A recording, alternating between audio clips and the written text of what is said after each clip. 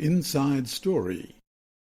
Our mission story this week is by Andrew McChesney of Adventist Mission, and it's titled A Strange Light. Ruth Jerrer sang heartily as she walked home from the bar in her hometown of Mazabuka in southern Zambia.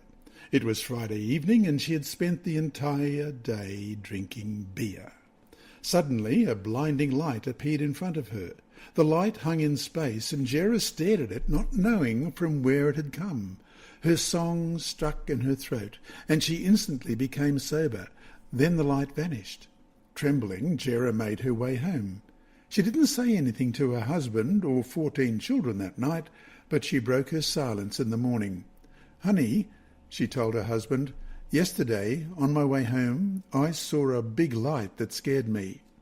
"Stop drinking beer," her husband replied. "This could be God talking to you." Later that day, a Dorcas worker visited Jerrer's home and invited her to an Adventist church meeting.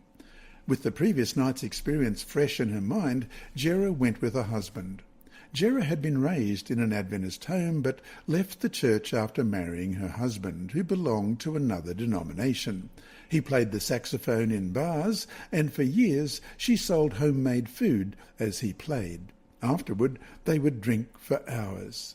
It got to the point that Jerrer would drink from morning until evening and forget her young children. Drinking was part of Jerrer's life, and she struggled to quit after seeing the bright light. For 2 weeks she woke up at night frightened and weeping. "God, the life that I am living has caused me to neglect my children," she said. "Help me to stop drinking beer." Then, one day, she lost all desire for alcohol. Townspeople were stunned to see her sober. They knew how she had been before, and they asked which route she had taken under the witch doctor's direction to give up drinking. "How did you stop drinking beer?" asked one. "Give us the route that helped you to stop," said another. Jerrer replied to everyone, "The medicine that I used was prayer." Jerrer also has used the power of prayer to win over her family for Christ. She was baptized, and through her influence, 10 family members also have been baptized, including her husband. "I always thank God in my prayers for allowing my family and me to start worshipping," said Jerrer, age 62. "Worshipping God is very important in my life."